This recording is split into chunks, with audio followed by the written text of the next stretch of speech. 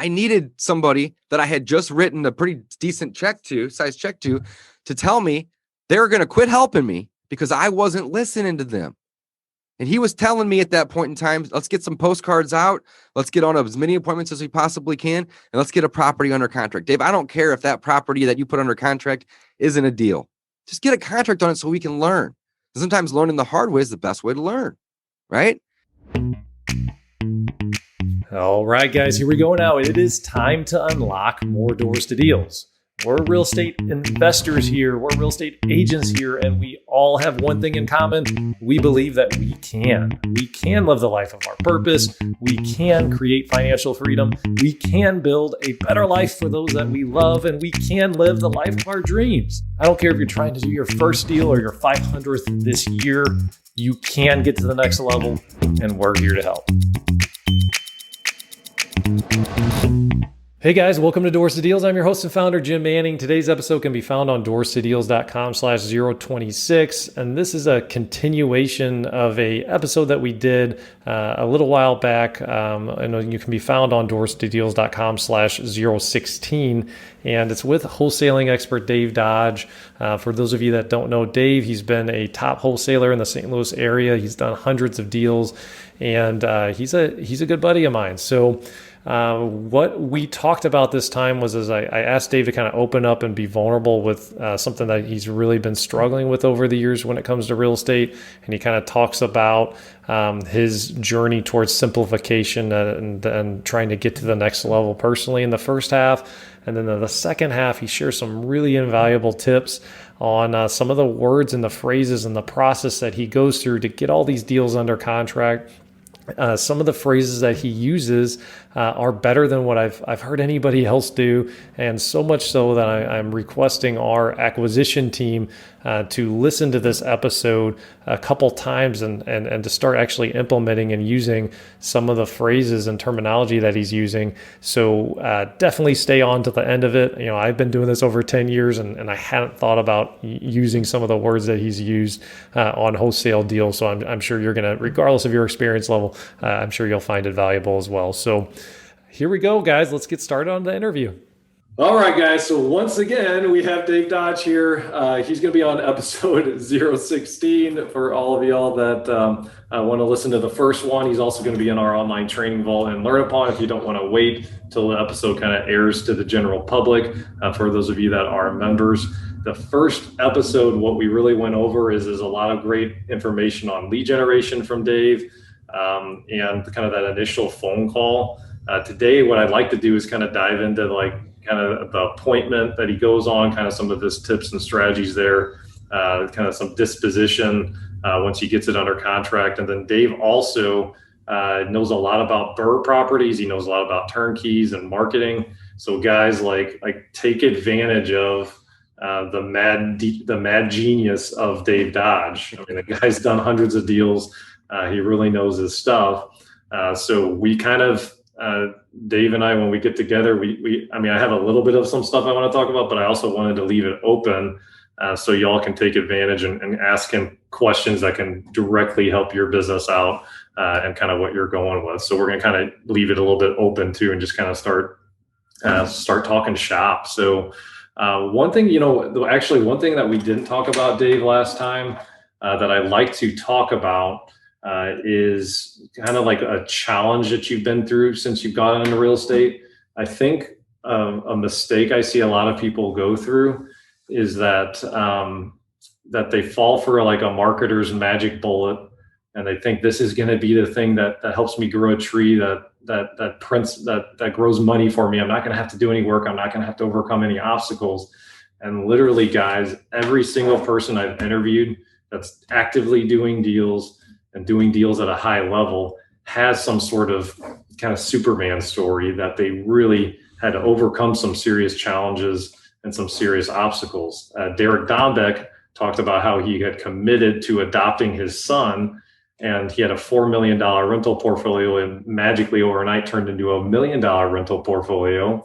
And he didn't have the money to adopt his son, and he had already looked the kid in the eye saying, "You're my son." And you had to figure out a way to overcome that, right? So Dave, we didn't really talk about that last time, but like, what's, what would you kind of label or say your biggest challenge has been in real estate so far in your life? You guys want me to get vulnerable?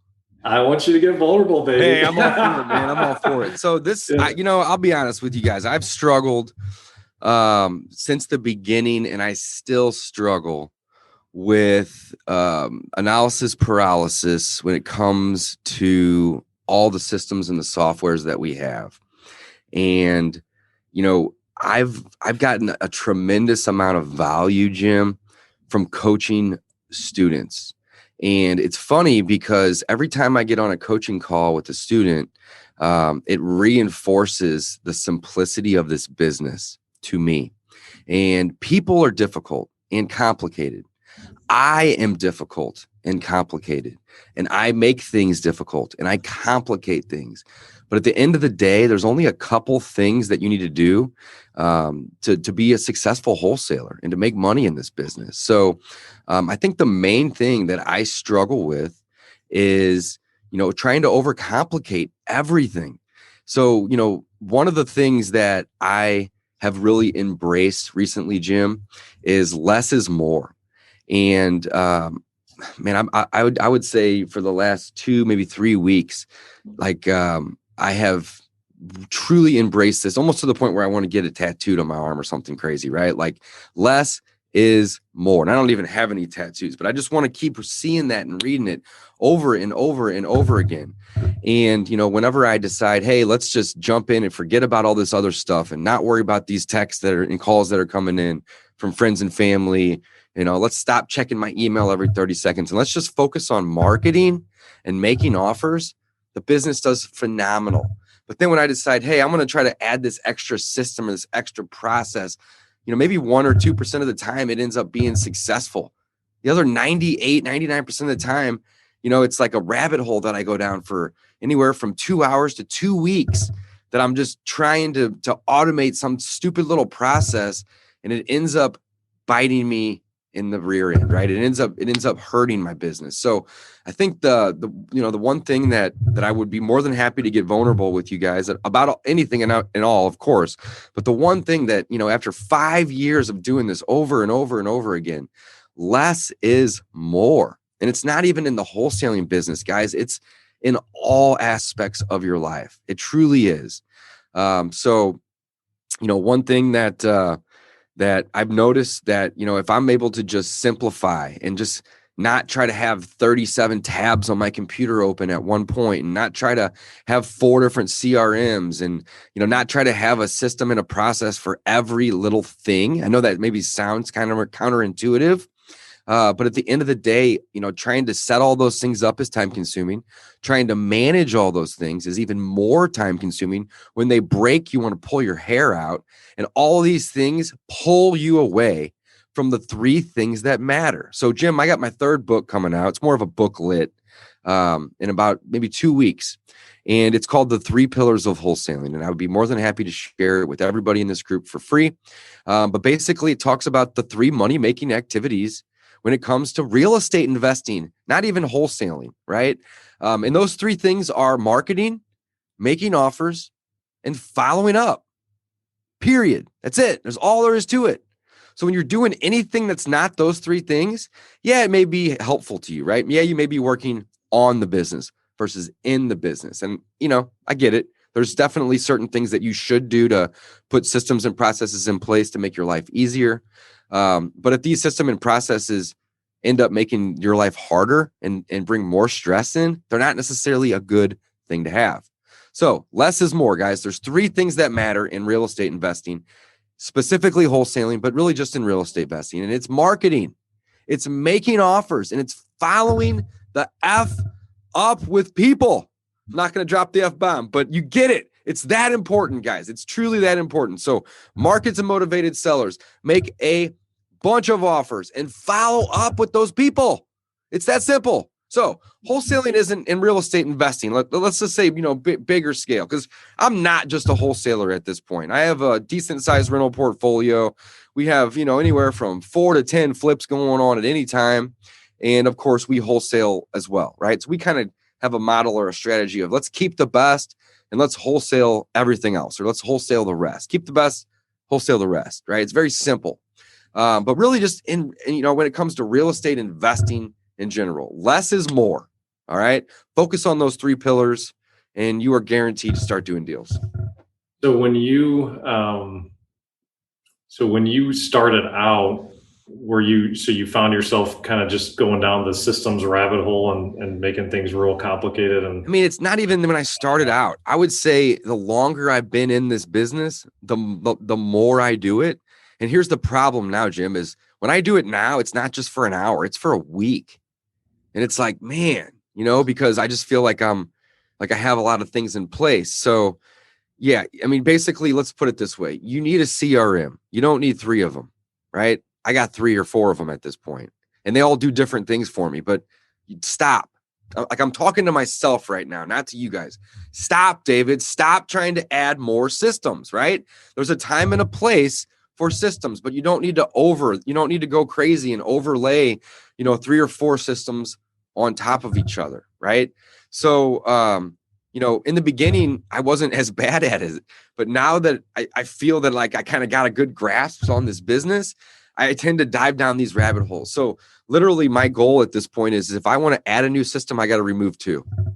Like softwares, let's call it softwares. I mean, I probably have 14 monthly subscriptions to softwares, and I probably use 12 of the 14, right? The other 2 I'm using maybe once or twice a month. But at this point, it's like, all right, if I'm going to add another system, then I need to truly take a look at the entire business and all the systems that I have and make sure that I'm not trying to complicate my business with this system. Is it going to simplify? And really what that means typically is let's make one of these systems more efficient, right? So less is more, right? To run this business, you need a CRM and you need a phone, and that's it, right? Now, here's another cool thing. I have a lot of students who are using like a dialer, or they're using like maybe batch leads to do texting.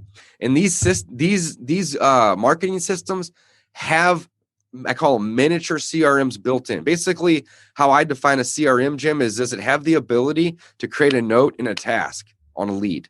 If it does, that's a CRM. It's customer relationship management. So for instance, Mojo Sells is a great automated dialer with multi-lines. It has the ability to do tasks and notes. Batch leads is what we use and we promote, obviously, for our skip tracing, list stacking, and cold SMS texting. It has the ability to make notes and tasks on individual leads. If you are using one of those 2 systems, you don't need another CRM, at least until you get a deal or 2 under your belt and you can afford to buy it with the profits of your deal. I never want somebody to have to come out of pocket to go pay for a system. Systems need to always pay for themselves. And if they haven't paid for themselves, it ain't your time yet. All right. It's that simple, because if you dive in and REI Black Book, I've been paying these guys since 2014. I love REI Black Book. I don't use them for acquisitions. I've been very, very clear about that since the beginning. I use them for dispositions, right? I love the disposition side of their business. But I'm not going to sit here and lie to you guys and say the REI Black Book's easy to use. It's difficult to use. I really like the system, but I never had the time to learn how to use all of it, right? So perfect example, if somebody is doing their cold calling or doing their SMS texting or their direct mail or whatever it might be, but they're trying to go learn REI Black Book as an example, they're not going to be cold calling or texting. So I'm not trying to say anything negative about those guys because they're all friends and I love them to death. And I use the system, but I'm not going to sit here and say it's easy. That system is complicated as a mofo. Truly, it's hard to use. So the point that I'm trying to make here is, don't go try to build out these things if they are going to take away from the 3 pillars of wholesaling or real estate investing: marketing, making offers, and following up with these motivated sellers. So again, I think the point that I'm trying to make is less is more. There's a time and a place to move into these systems that are, I would like to say, like level 10. But if you're at level 2 or level 3, guys, don't waste your time, because it's not going to help you necessarily be able to get the deal faster, right? Focus on the things that matter. So I know that anybody watching or if there's anybody from REI Black Book watching right now, they're going to probably be like, well, that was probably not very nice of you to say, Dave, but that wasn't my intent.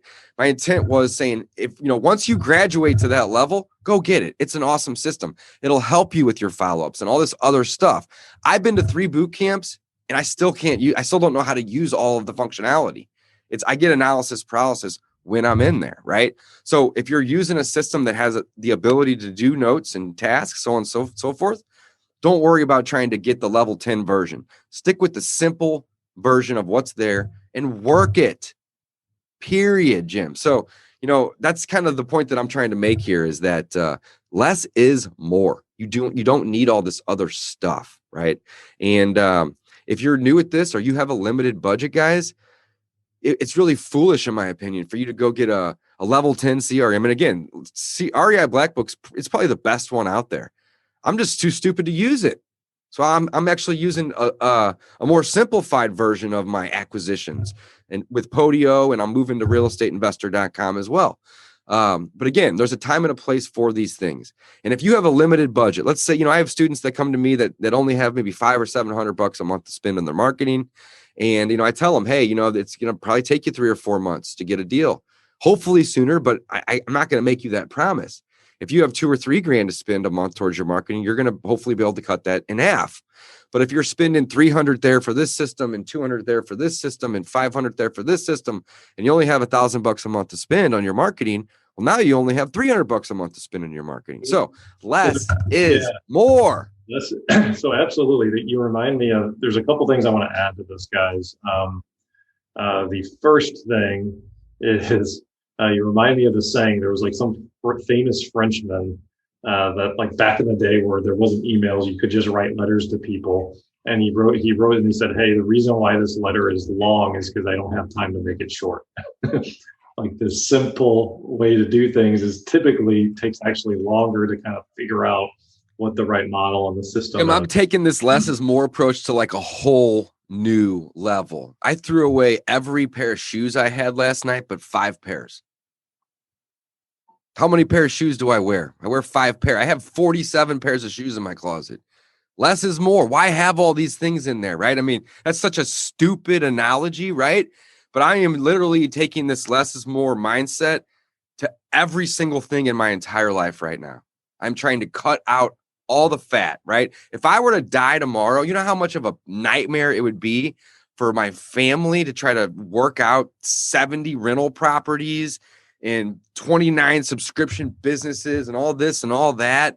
And it's like, trying to hand that over to somebody, especially in the case of like, catastrophe where I just get hit by a truck, would be a nightmare, right? And so I'm just trying to simplify everything in my life. And I'll tell you, I've been really focused hard on this for 2 or 3 weeks.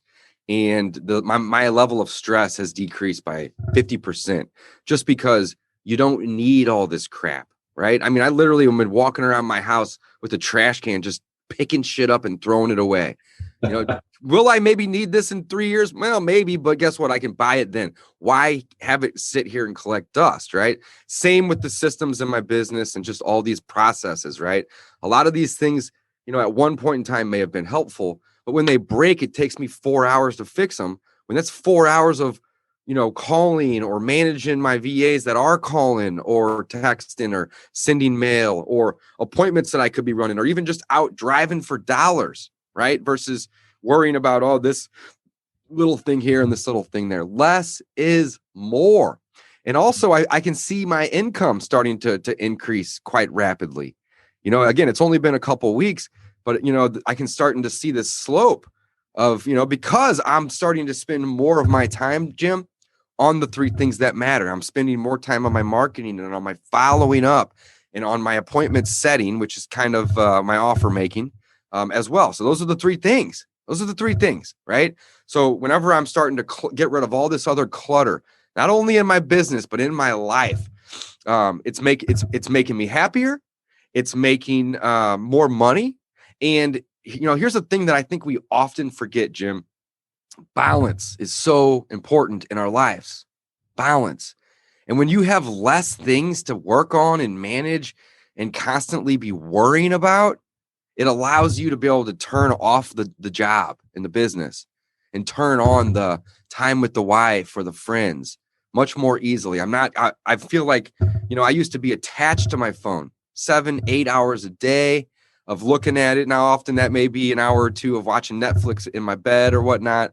But I found now that like when I'm around my wife or my friends or whatnot or my family, I don't even want that distraction. I will turn my phone off, even for just an hour or two, but it prevents me from constantly going and being addicted. Like I'm like a crackhead to check an email. And that is a curse, Jim. That is not a blessing. That is a curse. Everybody can wait. Sorry, they can wait. I'm going to get back with them at some point, but if it takes me 24 hours versus 2, that's on my time, not on your time, right? So that's another thing too, is I've literally been keeping my phone not on vibrate, but on ring, but take the volume to 0. So I don't even hear the thing ring.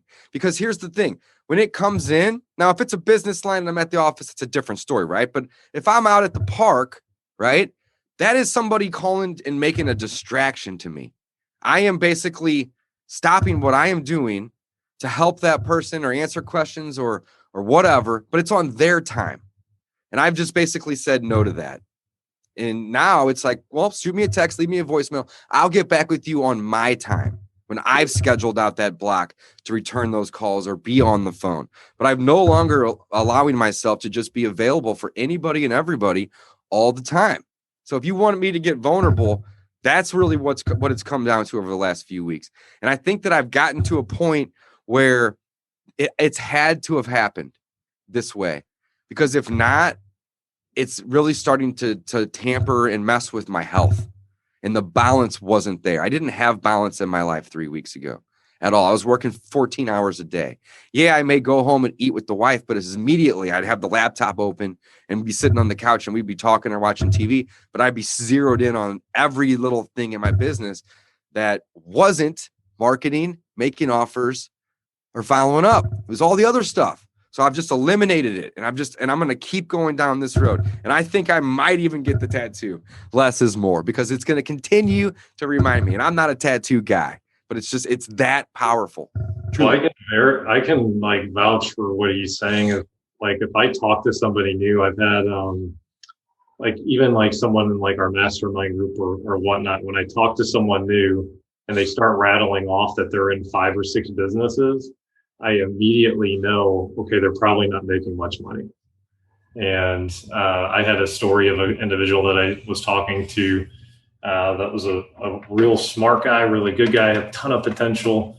And he's like, yeah, I'm a part-time investor and I got these 6 businesses I'm working on. And will you meet with me and spend time with me? And I told him no. I said, I'm not. Why would I spend time with you? You're not successful. He goes, wait, what? No one's ever told me that. You're trying to do too much. It's not possible for you to have 7 businesses that you're doing part-time. Like it's just so, Jim. I can't agree more. So I'm getting ready to release the 3rd book I was just telling you, but I already have an idea for the 4th, and I want to share it with you guys real quick. All right, it's going to be called Stop. That's the title. The subtitle is A Simple Guide to Living a happier, healthier, and more fulfilled life. Okay. I truly believe this. It's not things that we need to add to our life that's going to make us happier. It's things that we can remove.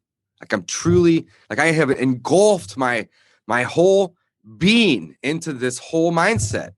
So, stop avoiding the important to-dos. Here's my list. Maybe you can help me add to it. Stop drinking and smoking so much. It's not healthy. Stop eating dirty or eating late at night or overeating. This is things that I'm going to stop doing. Now, notice that I'm not adding anything. I'm stopping doing things. And the way I word some of these things may sound like I'm adding it, but I have the mindset of stop doing all this, right? Stop worrying about what people think. Stop having negative thoughts. Stop overthinking. Stop saying yes to everyone and everything. Stop trying to add more complexity. You guys have heard me say that a few times already. Stop being lazy. Stop not helping with the chores around the house, the cooking and the cleaning that the wife does. Help her more, right? Stop not being the best husband that I possibly can be. I know I have it in me, but I'm constantly distracted, and it's not fair to her. Stop not working efficiently, right? Stop interrupting people. Stop always having to be heard or understood. Nobody cares but you. Stop thinking small. Stop not taking full responsibility. Stop judging people. Stop sleeping in. Stop buying dumb shit. Okay? Stop using the elevator. Take the fucking stairs. Seriously. Stop watching the news. Okay? Stop. Instead, read books and take courses online. When have you ever watched an hour and a half of the news and walked away and said, man, I am so happy right now? Never. It's negative. Okay? So that's just a short list, and I'm not going to keep preaching on this, but that wasn't that short, Dave. Well, that's maybe 15 chapters, and it'll probably be about 25. So Jim, that's just a. Go ahead, Jim. Have you ever read Good to Great before by Jim Collins? Mm-hmm. The not-do list is more important than the to-do list. Man, it's so true. It's so true. So pardon my curse words, guys. I get a little passionate sometimes. If you want to bleep those out on the thing, by all means. But sometimes you gotta get that emphasis in there. Yeah. All right. Well, let's move into kind of like appointments. So you get a lead and you're in the offer phase. So we already talked a little bit about marketing, that initial phase in the last episode that we did. So now you're kind of in the offer phase of what you're doing. Like, kind of walk us through that process and what you do to do all these deals that you're doing. You got it, man. You got it. So I talked a little bit about the 3 pillars, guys. This is really where it starts. Marketing. This is the marketing business. It really is. You aren't a real estate investor in my eyes until you take risk, right? And I'm not talking about risking $1,000 or $2,000 on some marketing. That's an investment, right? That's not a risk. You're investing. So, this is the marketing business up until you decide that you want to take a property down and rehab it, which means you got to get a loan typically, unless you're richer than I am. Or you want to, buy something and hold it and rent it out, right? Again, you're going to most likely leverage it and borrow money and take risk. So change your mindset right away that you're not a real estate investor, most likely, unless you're flipping or owning rentals. You are in the marketing business, right? So just change your mindset, right? You need to become an expert at marketing. That's where it all starts. Even, Jim and I, who do quite a few deals, I would say, we're probably pretty decent investors, but at the end of the day, none of it matters if we can't get a deal. And how do you get a deal? You got to market to sellers. All right. So that's where it starts, guys. And I'm going to do my best to make this simple. I don't want to ramble on because this business is incredibly simple. Now, simple and easy are 2 totally different things. And in my opinion, they're on the opposite side of the linear line here, right? Something can be very, very, very simple, but not necessarily easy. In this business, it's like that. It's not easy to find a motivated seller, but it's simple. You just got to pick up the phone and put in the time or spend the money on the mail or the AdWords or whatever it is that you're doing, right? But it's actually very, very, very simple. So if you don't have a big budget, then you need to have a time budget. You need to have an allocation of 2 or 3 hours every day or every other day to dedicate to doing your marketing. But that doesn't mean that you're going to sit down and check your email in between calling people. Market, time block it, right? So I think marketing to motivated sellers is really the capstone of the 3 pillars. I like to coin that because it's hard to make an offer if you don't have a seller to talk to make an offer to. And how the hell are you going to follow up with them if you don't already have them in your system?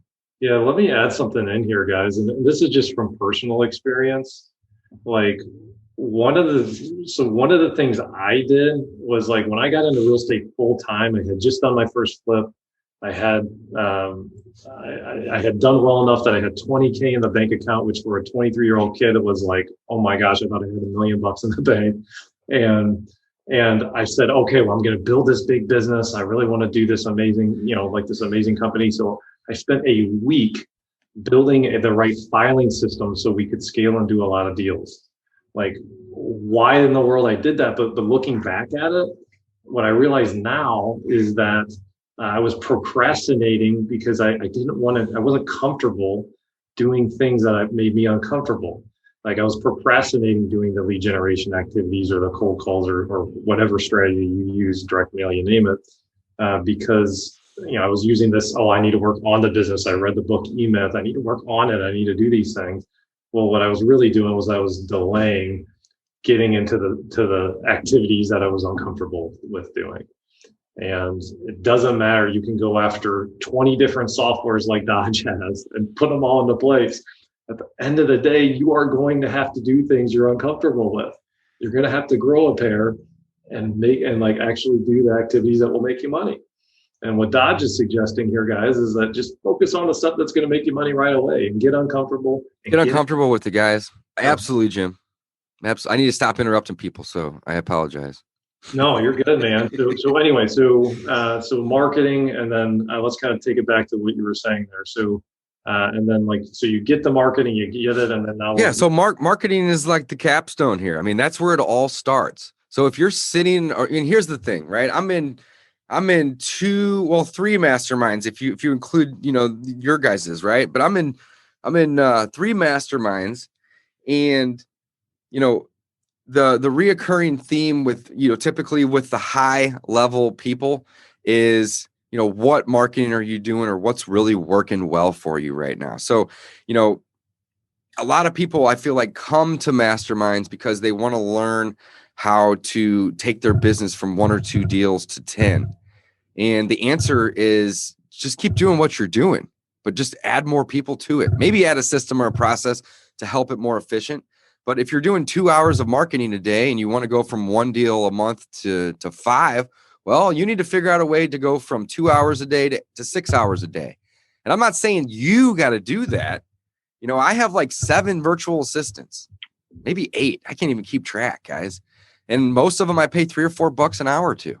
Some of them I'm paying $6, $7, $8 an hour to because they're more of executive level.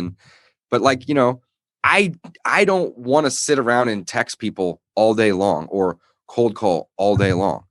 I don't mind doing it once or twice a week, right? But if I want to have somebody doing that all day, I need to pay somebody to do that. So, sometimes people will come to me in the program, our coaching program, and they'll say, I hate cold calling. Well, great, don't do it. But you should have somebody doing it for you, even if it's, $4 or $5 an hour. This is a marketing business, guys. So if anyone's listening, looks like we got, 19 or 20 people listening here right now, and you're not doing deals or you're not doing enough deals, I'll give you $5,000 worth of advice right now. It's because you're not doing enough marketing or you're not making enough offers. All right. So, Jim, this is a really good exercise that I run through with a lot of my students, like usually on day 2 or day 3 after we kind of get through the intro. But I'm going to do it with this whole group just real quick. This will take 90 seconds, right? So let's talk about the process of, getting a deal in, specifically to wholesaling, right? Which again, keep the best, sell the rest. Once you get the deal, you do whatever you want with it. If you want to keep it, you can. If you don't, wholesale it, right? But the process looks like this. You do a lot of marketing. Don't make that seem like it's going to be easy, right? I didn't say it was easy. I said it was simple. You do a lot of marketing. You set an appointment and make an offer. You then do your due diligence to make sure that the offer was a good one. And during that time, you find a buyer. And then you sell the deal to the buyer.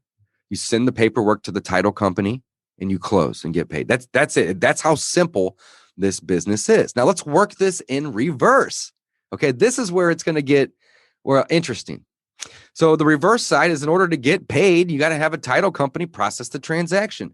Well, in order to have a title company process a transaction, you got to have 2 contracts. Well, in order to have 2 contracts, you got to have had sold something to a cash buyer. In order to have sold something to a cash buyer, you have had to have marketed a property. In order to have marketed a property, you have had to have a contract on something to control it. Now let's stop right there. Okay, now we're going backwards. So all that stuff that I just mentioned is irrelevant if you don't have a contract on a property. So don't worry about marketing it to buyers or building a buyer's list or negotiating the BC side or the sales side of it or dealing with the title company if you don't have anything under contract. It is a waste of time to think about it or even talk about it, to be honest, because none of that matters if you don't have a contract on a property. Control. How do you get a so let's continue. Hey there, if you're looking to get the ultimate edge for your real estate investing company, go to doorstodeals.com/invest for more information. Just so you know, a high percentage of the people that we interview on this podcast are actually already Three Doors Network members. And our network members have a lot of extra resources. They have access to an online training vault with over 3 years worth of content in it.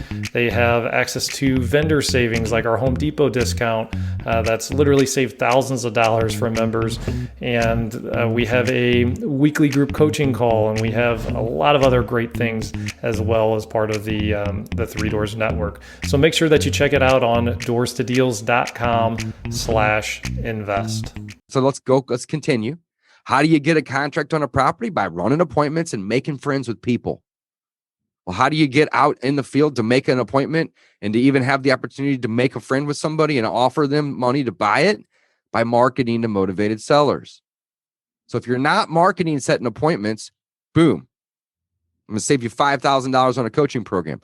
Pick up the damn phone and start calling people, or send some mail, or set up a website and get some AdWords going to it.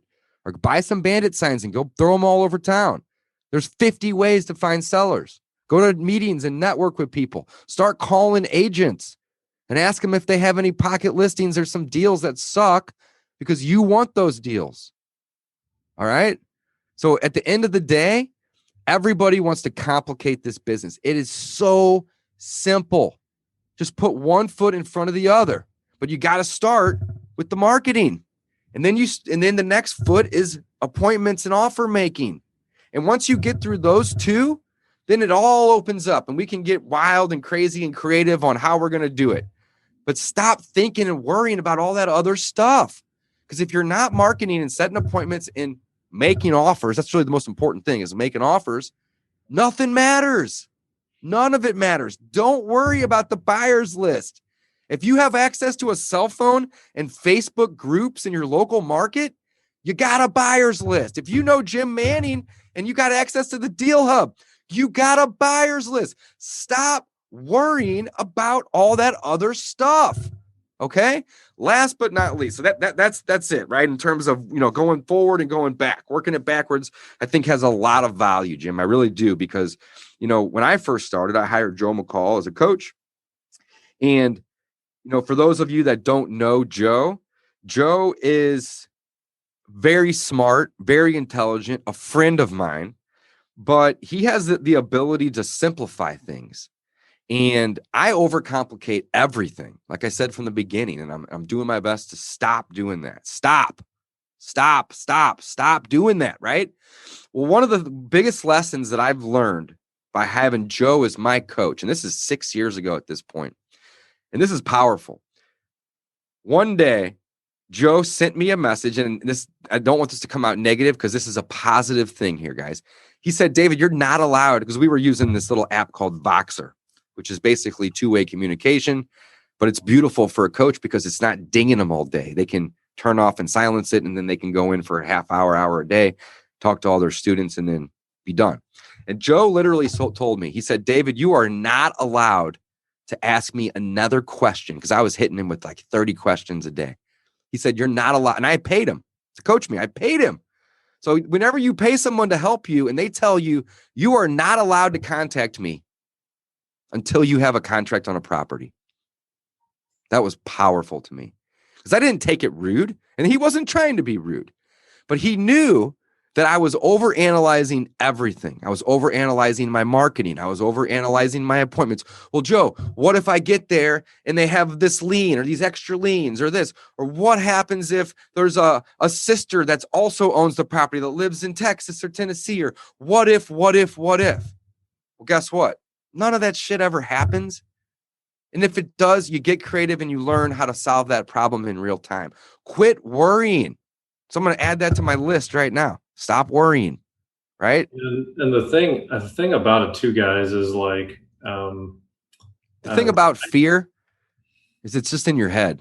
Yeah, it's in your head, and like you don't have to have all the answers. You just have to know the person that you can ask, that you can trust and get some good advice from. Or know that you're going to be able to figure it out. But do you need to know all the answers now? That's the point that he made to me. Is he said, so guess what? Guess what, Jim? That was probably the best advice I've gotten at least at that point in my life, right? Stop worrying. He literally was like, I'm not going to respond to you until you have a property under contract. And then at that point, I'm here. And again, he wasn't being rude. I needed that though. I needed somebody that I had just written a pretty decent size check to tell me they were going to quit helping me because I wasn't listening to them. And he was telling me at that point in time, let's get some postcards out. Let's get on as many appointments as we possibly can. And let's get a property under contract. Dave, I don't care if that property that you put under contract isn't a deal. Just get a contract on it so we can learn. Sometimes learning the hard way is the best way to learn, right? And I tell that to all my students now too. I say, listen, there's going to be a point when I'm going to tell you that you're not allowed to call me anymore, contact me anymore. I'm not doing this to be rude. I'm doing this because you are making this business not simple. You're the opposite of that. You're making it difficult. It's simple. So quit trying to overcomplicate it, right? And that was the most powerful advice that I've ever gotten. It literally was, he said, stop overthinking things. I'm here to help, but literally this is a waste of your time and mind. Going back and forth with you about all these what ifs, right? And guess what I did, Jim? I got a contract on a property like 2 or 3 days later, man. And if I wouldn't have been told that advice or told that I wasn't allowed to contact the guy that I was paying to coach me, I would have been what if for another 3 weeks probably. But it took me about 3 days to say, well, shit, Joe doesn't even want to talk to me without a contract. I need to talk to him. So guess what I went and did, guys? I went and marketed like crazy and sent like 30 contracts and 2 or 3 of them came back. And I'm like, holy shit, that was easy. But I quit worrying. So I just stop worrying, stop doing the things that aren't going to move the needle. And what I mean by move the needle is get paid, either increase the revenues in your business, or maybe you are the business. So maybe that just means get a deal or 2 under your belt, or 1 or 2 more a month, however you want to look at it. So yeah, boom. Okay, so let's talk real quick on the appointment. So you're on the appointment, and what do you try and do? How do you connect with the homeowner? What do you just kind of a general overview on that? Like, what do you typically do on that? Perfect. Yeah, let's jump in. Sorry, I get sidetracked often. So first and foremost, I disqualify myself first and foremost right away. And what I mean by that is I don't want to waste my time, because I've been learning more and more lately that time has more value than anything else in this life of ours.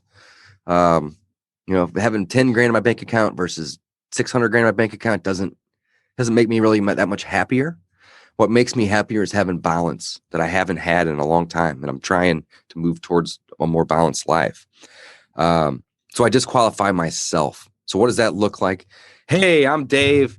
I'm with Household Easy here out of St. Louis, Missouri. And, one of my assistants, had called or texted you and told you that, we're looking to buy some property. So I'm just kind of calling to follow up with that. And I want to let you know, first and foremost, that I am an investor. So with that being said, I will pay cash. I'll close fast. And I'll make it really, really easy for you. However, I don't pay retail. I just don't. Right? This is a business to me, and I have to make money. So if you're looking for the retail, like, I just want to end the call right here. Or maybe I can point you over to one of the agents on my team, or I'm sure you even know an agent, great Aunt Sue. That's going to probably be your best bet. But if you're willing to give me a discount on this property, I will do everything in my power to make this easy for you and get this done as quickly as possible. You don't have to do any cleaning. You don't have to do any clean out. You don't have to do any painting. You don't have to do anything. You can just walk away from this problem. But again, I disqualify myself by saying I don't pay retail. So, I need to get a deal on this property. And I'm not saying you got to give me it at 50 cents on the dollar, but if you're not willing to come off of the, ARV by at least 20, 25%, that doesn't even factor in repairs, guys. Okay. So you've qualified the lead and say, oh, okay, yeah, well, no, that sounds great. I really want an easy sale. What I happens? qualify it by disqualifying myself, which is kind of a weird way to look at it. But yes, at the end of the day, I'm qualifying that it is somebody that, would be willing to sell at a discount. Okay, so yeah, no, that's fine. I need to have it sold yesterday. So okay, then you set up a time to go on an appointment now. Great. So then at that point, I'm going to make them I usually use a range offer. This is like, I think, one of my secret weapons. I use a range offer. So like, if it's a sight unseen property, I never say, yeah, I'm willing to pay you 70 grand for it, because I don't know if that's going to be where I'm at. Instead, I'm going to say, yeah, I'm going to probably be somewhere between 60 and 80,000. And I say that because if the property needed no repairs, and this is a hypothetical situation, of course, I would maybe be willing to pay them 80. But when is the last time that you went into a property that didn't need anything? I mean, come on, an inspector is going to give you a 75-page report, and that's that's after a new build, right? So that never happens, but it allows me to get on more appointments that way. Okay, but I also want to make sure that that $60,000 to $80,000 range offer is still discounted typically at 70% of the ARV, right? And 80,000 would have been the high end. So that would have been the 70,000 or the 70% rule, right? And the 60,000 would have basically been assuming it needs 20 grand in repairs. It could need more and I could go lower. But if I go too low, I'm not getting the appointment, right? So I use a range offer, and that might have been a big range to 20 grand. But I'll usually do at least 10,000. I'll say, I'm typically buying houses in this neighborhood or this school district or this zip code or whatever between this price point and this price point. Now, the benefit of using a range offer is they're going to hear the high number, but they're also going to hear the low number. So they're going to know that I'm going to be somewhere in that range.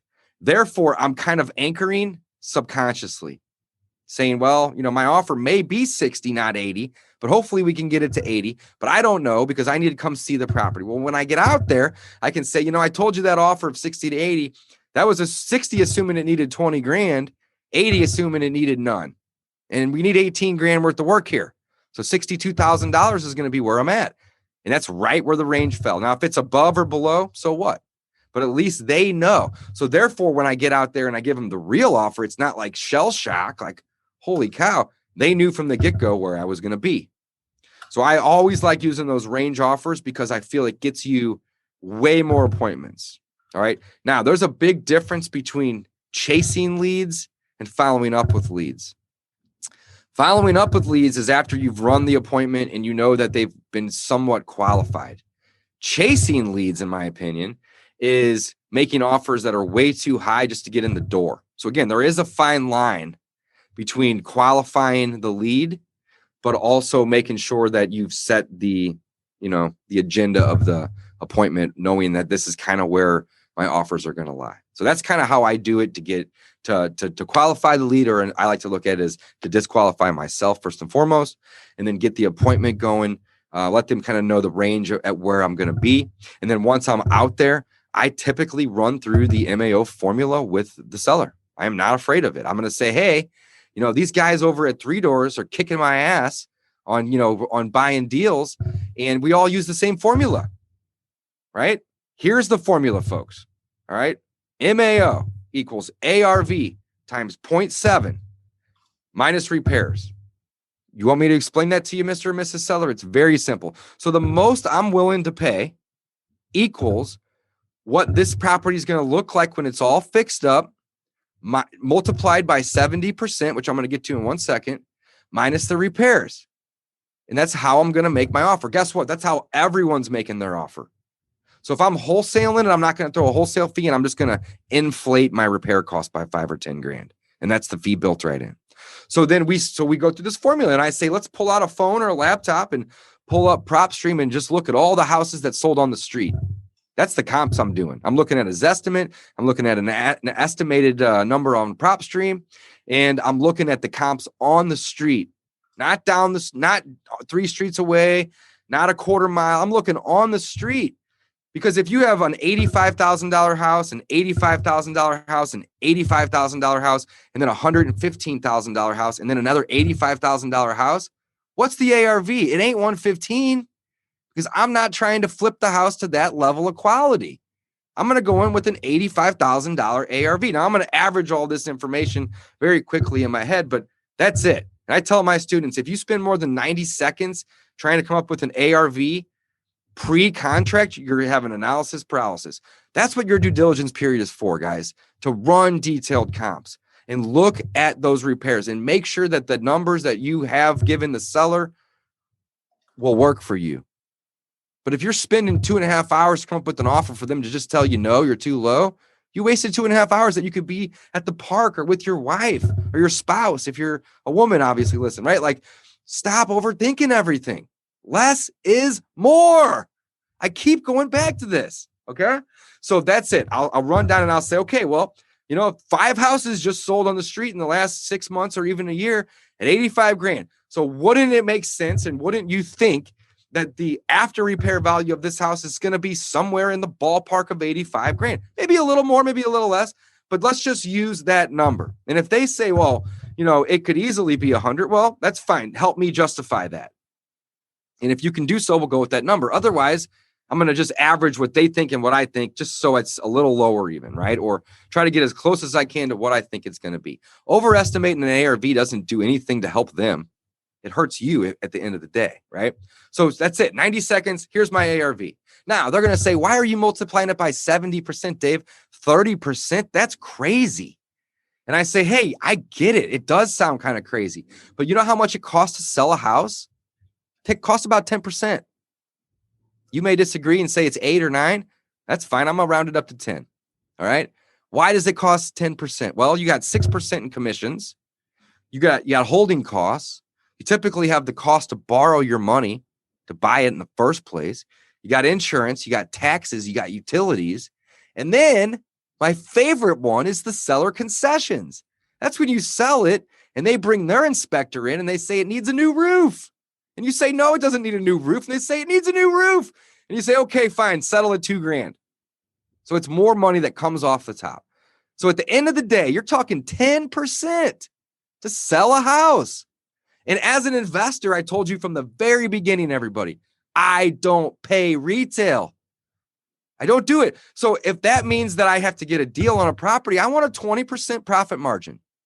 If I'm going to put 100 grand into a property, so like let's say 80,000 to buy it and 20 more to fix it up. When I sell it, I want to make 20%. That's probably going to take me 4 to 6 months. And if you want to do this, Mr. or Mrs. Seller, and go fix it up on your own, then you should be able to make that 20% versus paying it to an investor. So that's why I multiply it by 70%. It's a 30% discount. 10% goes off the top right away to sell it. I don't keep that, but I am doing this to make 20%. And if you don't like that, then you can find somebody else to sell it to, or you can do the work yourself. And I'm not rude when I say that. I'm very factual. These are the facts. Okay. So typically when I say it like that, and I may say it a little nicer and a little slower, but when I say it like that, the 70% is no longer an issue. Okay. I get that, Dave. It costs you 10% to sell. You want to make 20%. Moving on. And we're almost done. Okay. Now let's walk around the house and let's see what it's going to cost to get the house to be worth 85, because it ain't there today. We agreed that 85K, and this is hypothetical, was the after repair value, folks. Well, you've been living here 15 years, and yeah, you redid the bathroom 10 years ago, but you need new windows, you need paint, you need flooring, and you could probably use countertops or whatever it is. Well, that's going to come to $18,000, like we had in the same scenario a couple minutes ago. So now I got to take the 85,000 times it by 70%. Again, that's a 30% discount. 10 of it goes right off the top. I don't see that, but I want to make 20%. The least I'm going to do it is 15%. And that's if it's in a nice area. Show me an investor that's happy to go do a deal and make 10%. I'm talking about a deal that's actually purchased and flipped, not wholesaled, right? Nobody. That's risky. All right. So I want to call out a couple things here that are super important. Just to slow it down just slightly. There's a couple things going on here that I think are so critically important. It's one, it's the transparency. And when you're that transparent and telling people the truth and the honest of how it works, It doesn't make people less likely to work with you. It actually make builds more rapport and more trust that makes them more likely to work with you. Like profit, you're a for-profit company. That's not an evil thing. That's not a dirty thing. That's just how it works. Yep. And people understand that. And then the second component of it, guys, is I don't know if you notice this, but Dave has self-worth. And he's not just kind of commission hungry, just going for the sale and going after everything. Like he's okay. Sometimes no deal is the best deal, and that's okay to have a no deal, and that's completely fine. Don't chase. That's the point. Yeah, follow up. Don't chase. Yeah, if you get to where you're chasing and you're trying to put things together and you're not valuing yourself, you're not valuing the service you provide in your company, you can kind of get into some trouble there. And some of us struggle with that more than others, right? But you do have to value your own time. You have to value the service you provide for people. You have to value your company. And when you do that, it becomes like it's win-win or no deal. It's not you win, homeowner, and I lose, and then we have a deal. Like, it doesn't work that way. I have to win too. That's how real estate works. So like you have to have that mindset of also like I need to win too, in order for it to work as well. So, okay. So here, real quick on that topic, real quick. What does a real estate investors, what value do we provide to the market? Right? Well, it's very simple. We can close fast. We buy as is, and we're typically cash buyers. That's it, guys. Now, you may custom your value to the seller based on their needs, but at the end of the day, that's all we got, right? So you had mentioned self-worth. Why would I want to go offer all of this convenience?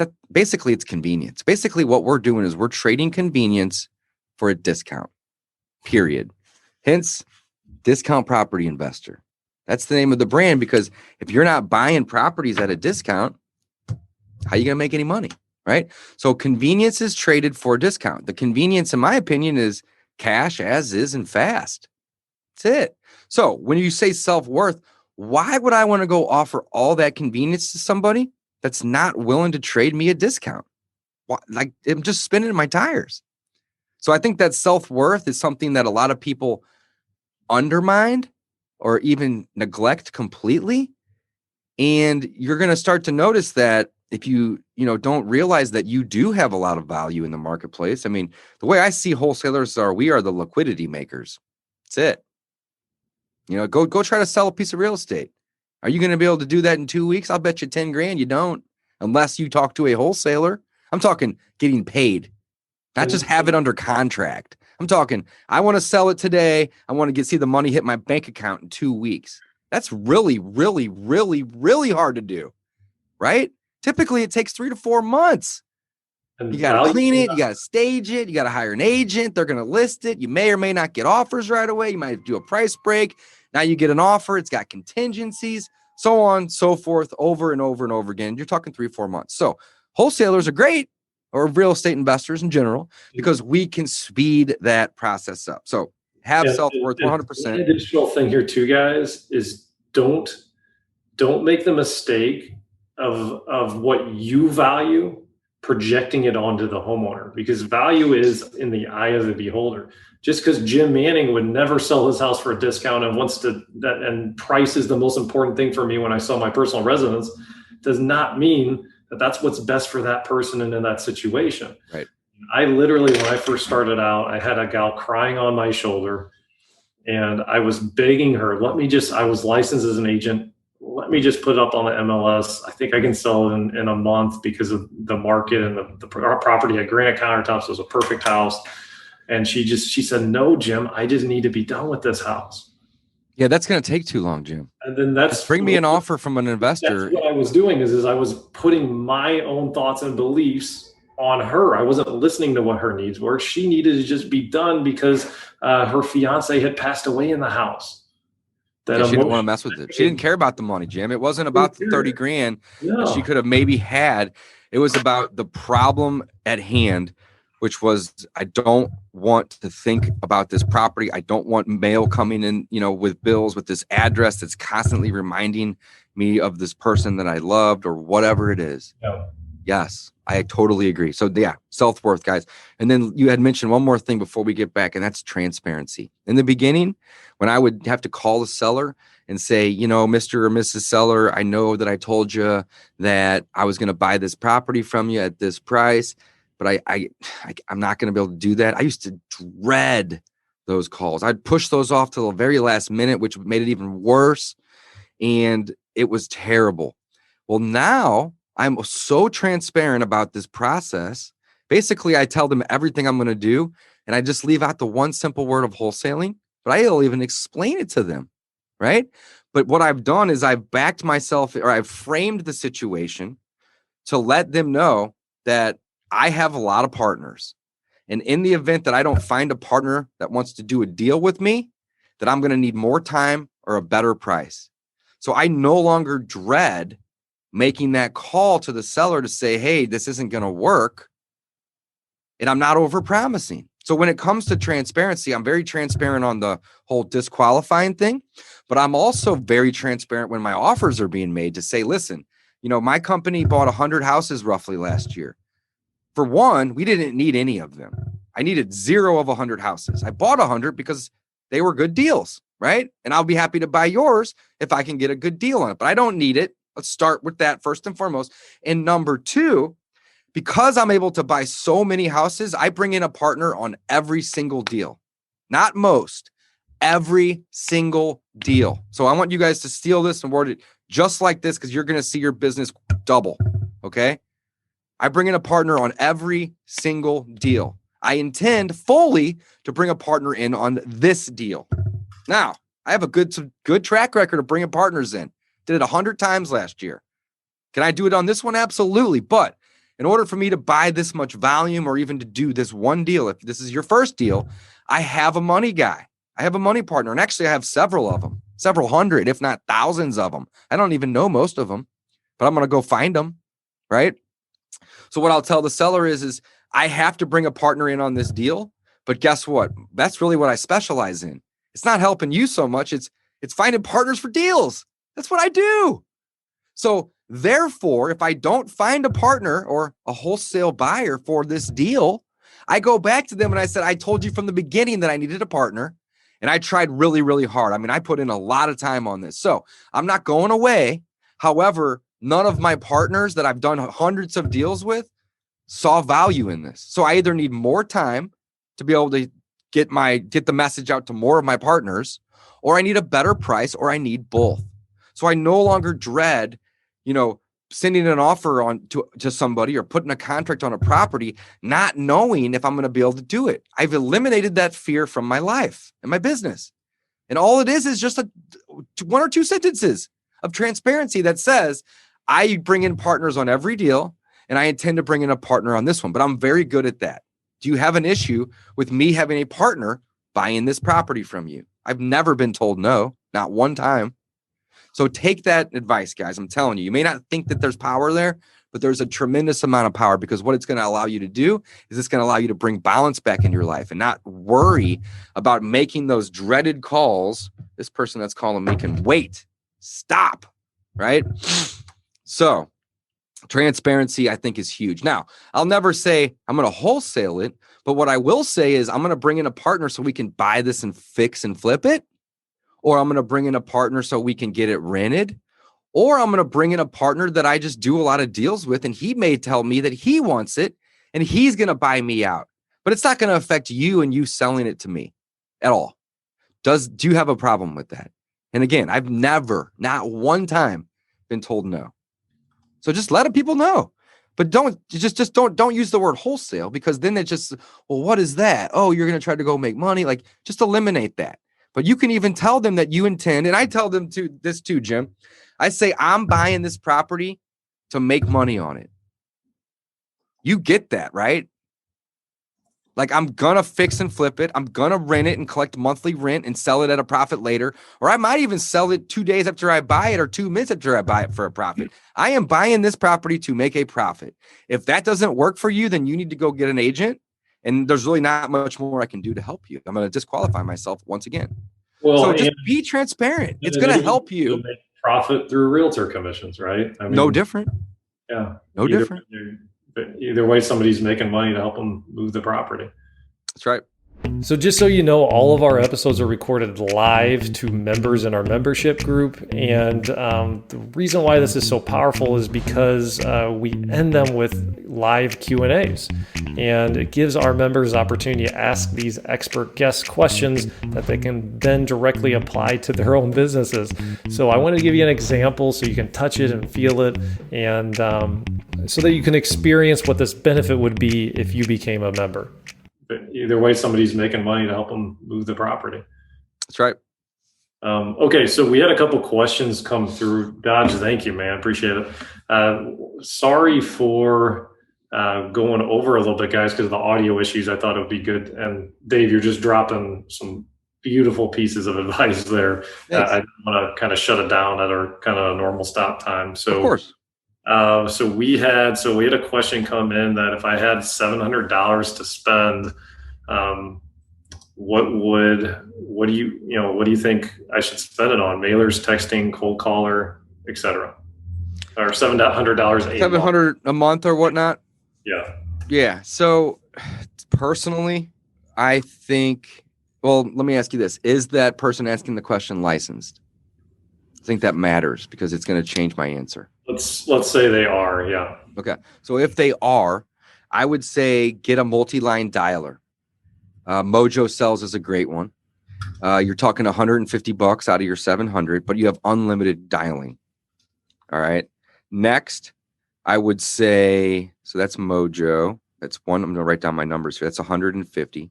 Next, I would take $99 of that 100, and I would get PropStream if you don't already have it. And the reason I like PropStream is because it does two things very well.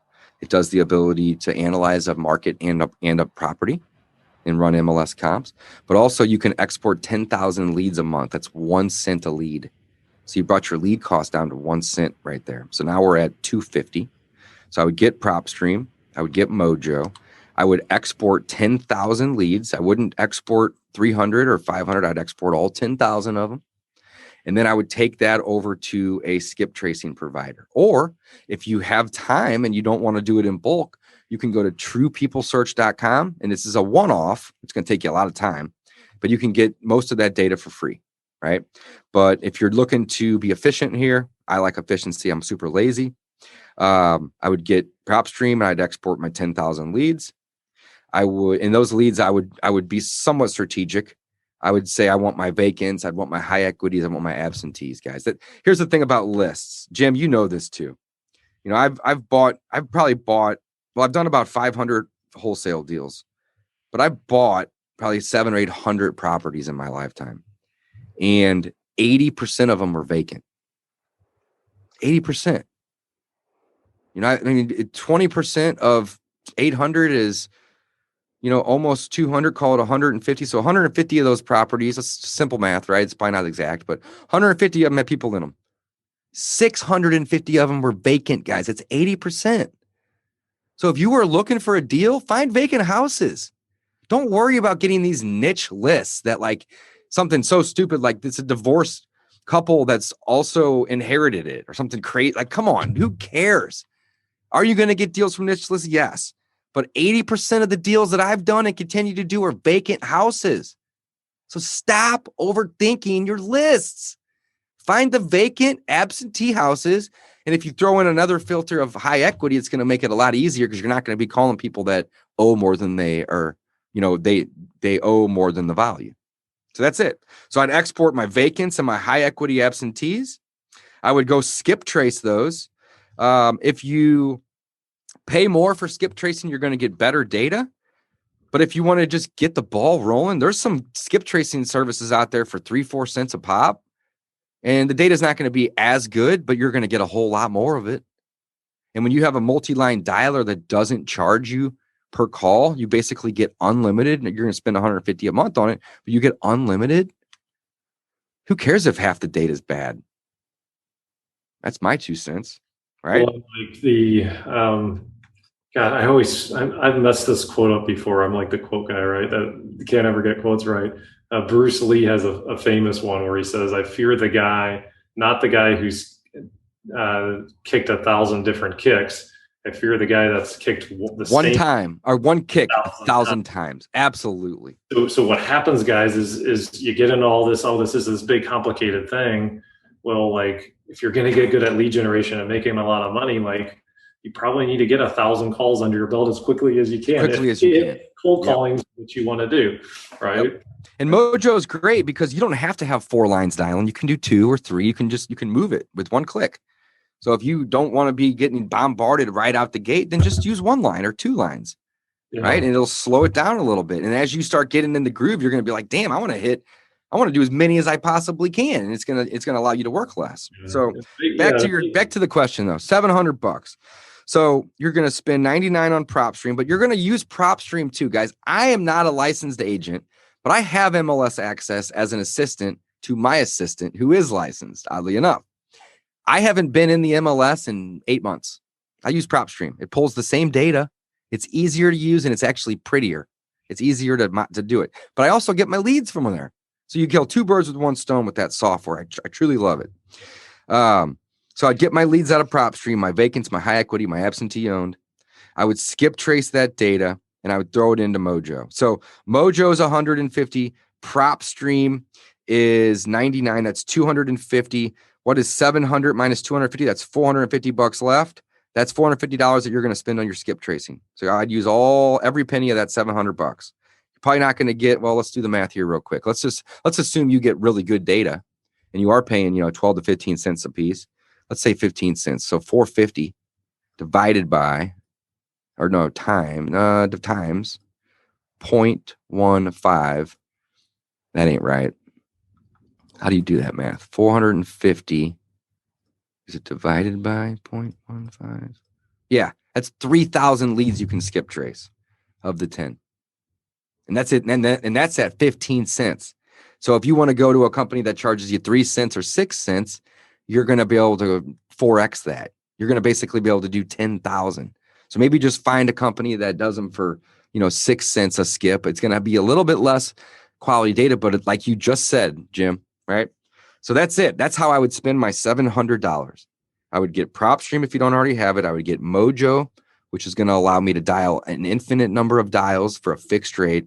And I would go skip trace those leads that I exported out and I would drop them in. And then I would just sit in front of my computer with PropStream open in one window and Mojo in the other. And as soon as the lead answered, I would just say, hey, this is Dave. I'm with House Sold Easy. I'm an investor in the area. I'm just trying to find some more properties to keep my team busy. I'm looking for rehabs. I'm looking for rentals. I noticed that you have this property over at, 123 Ox Ranch Road. Do you have interest in selling it? And if they say yes, then I'm going to make a friend. I'm going to say, cool. And if they say no, then I'm going to say, okay, great. Thanks for your time. And I'm going to have 9,999 more dials to make. But it's automated and it goes really, really fast. So Dave mentioned this earlier, guys. And I just want to kind of re-highlight it because it's really important. In lead generation, you have money and you have time. And on $700 a month, do you notice how he didn't necessarily say direct mail? Direct mail is a phenomenal way to generate a lot of leads, but $700. Most expensive type of marketing, in my opinion, that and AdWords. Yeah. So it's a very, very high leverage. It's a very expensive way to do it, but it's also a high leveraged way to do it to where, you're not on the phone trying to dial for 40 hours this week or 8 hours this day or whatever it is. You just kind of stroke the check and send it out and then you have people calling you. But to do that, it's a numbers game. Like you have to send out thousands of mailers typically to really get the phone to ring and to do deals. So yeah, and if you think, let's say you're doing postcards, Jim, 700. Again, my math is so bad. I think it's divided by, and let's say it's, I don't know, what's a postcard cost these days? 40 cents. That's 1,750 postcards that you can get out. So again, that's a pretty decent number, right? But I can make 1,750 phone calls in 7 hours. And I can do that again the next day. I can do that again the next day. If you blow your wad on 1,750 postcards, that's 29 more days until you have $700 to spend again. So I'm not saying that direct to mail doesn't work. What I am saying is if you have a limited budget, be efficient with it, right? If you don't have the time, then the postcards is the best option for you. But if you are willing to put in the time, make your money stretch. So that's why I would say this approach right here. Yeah, so Sean asked the question, can we do a kind of like a prop stream valuation? Sean, we don't have time for that. What I would tell you is you're you have access because you're a Three Doors member to learn upon. We have hours and hours of content on what the process is to run ARVs and how do you do that? How do you analyze deals? So just take advantage of the resource in the online training vault that we have. Okay, man. So, all right, guys. Well, we're a little bit over because of those audio difficulties. Dave. Sorry, guys. Appreciate you, man. And Dave can be Dave. You can be found on if you just YouTube his name, Dave Dodge. I mean, you got a ton of videos out on YouTube. Do you have a website too? Man, I'm working on all that stuff. If you go to David Allen Dodge, DAVID, my middle name is ALAN, and then Dodge, DODGE.com. That's a good place because it just kind of organizes like the free course and how to contact me and just a couple other little simple things. Otherwise, freewholesalecourse.com is a great place to learn. But I'm here to help, guys. So just reach out to me on Facebook or Instagram or, all over the free course. There's a number in there that you can text me or email me. Yeah, and I'm happy to help people by all means. It's for one of my passions. Your Three Doors members, you can get access via the Deal Hub or in our Facebook group. Yeah, go on Facebook, guys. But just be aware that if you send me a message, I'm not ignoring you. It may take me a day or two, but it's because I have balance or I'm trying to restore balance in my life. And I encourage you to. So when emails come in, when messages come in, if you are a slave to your phone, you're not helping anybody, especially yourself. People can wait. Things can wait. So I am here to help. But again, if you send me a message and I don't get back to you for a day or two or even 3, don't get the wrong impression. I'm not avoiding you. It's because I need balance in my own life to be able to have the energy to be able to do these things. So I think that's very important. Well, I appreciate you, man. Thanks for hopping on. I appreciate you, dude. Hey, thanks, guys. I appreciate you, buddy. My man. Okay, guys, so that's a wrap. For this particular show, go to doorstodeals.com/026. Again, that's doorstodeals.com/026. Go out, live your purpose, and above all else, go after your dreams. Take care, guys. Thanks for tuning into this show. For more episodes and resources that will unlock Doors to Deals, check out our website, doorstodeals.com.